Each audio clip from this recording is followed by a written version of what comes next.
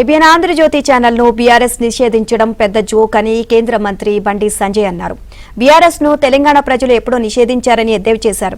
ABN చర్చలో హద్దు దాటిందెవరు, సరిదిద్దాలని అనుకున్నదెవరు అని బండి సంజయ్ ప్రశ్నించారు. చర్చలో బీఆర్ఎస్ నేత దూషించడం తప్పు కాదా అని నిలదీశారు. చర్చలో మూర్ఖంగా వ్యవహరించడం హుందాతనం అవుతుందా అని ప్రశ్నించారు.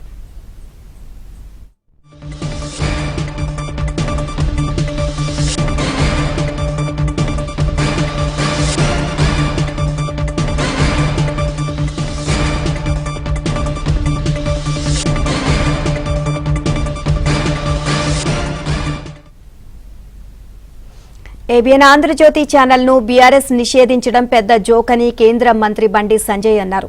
బీఆర్ఎస్ ను తెలంగాణ ప్రజలు ఎప్పుడు నిషేధించారని ఎద్దేవా చేశారు. ఏబిఎన్ చర్చలో హద్దు దాటిందెవరు, సరిదిద్దాలని అనుకున్నదెవరు అని బండి సంజయ్ ప్రశ్నించారు. చర్చలో బీఆర్ఎస్ నేత దూషించడం తప్పు కాదా అని నిలదీశారు. చర్చలో మూర్ఖంగా వ్యవహరించడం హుందాతనం అవుతుందా అని ప్రశ్నించారు. ఓవరాల్ గా ఇదే అంశానికి సంబంధించి మరిన్ని అప్డేట్స్ మా కరెస్పాండెంట్ రాజేష్ అడిగి తెలుసుకుందాం. Rajesh, good evening Neelima. మొత్తానికి తెలంగాణలో మరొకసారి బీఆర్ఎస్ పార్టీ తన యొక్క అసలు నిజ స్వరూపాన్ని బయటపెట్టిందంటూ రాజకీయాలకు అతీతంగా తెలంగాణలో మరోసారి ఏబిఎన్ ఆంధ్రజ్యోతి సంస్థను తమ బీఆర్ఎస్ పార్టీ కార్యాలయానికి రాకుండా నిషేధించిన పట్ల కేంద్ర మంత్రి బండి సంజయ్ కాసేపటితోనే స్పందించారు. ABN Andhrajyothi channel BRS party నిషేధించిన పెద్ద జోక్ అవుతుందంటూ తెలంగాణలో బీఆర్ఎస్ పార్టీని ఎప్పుడో ప్రజలు తిరస్కరించినా నిషేధించినా ఇంకా పార్టీకి అహంకారం తగ్గడలేదంటూ కూడా బండి సంజయ్ వ్యాఖ్యానించారు.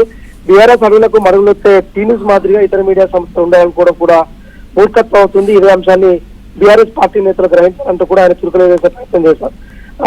బీఆర్ఎస్ బూతుల ఛానల్ కాబట్టి టీ న్యూస్ లో మాట్లాడినట్టుగానే ఇతర సంస్థల్లో మాట్లాడడం సరికాదంటూ ఆయన వారికి గుర్తు చేసే ప్రయత్నం చేశారు. ఏబిఎన్ ఆంధ్రజ్యోతిలో చర్చ సందర్భంగా హద్దు దాటింది ఎవరో తెలుసుకోవాలంటూ బీఆర్ఎస్ పార్టీ నేతలు చాలా స్ట్రాంగ్ కౌంటర్ ఇచ్చారు.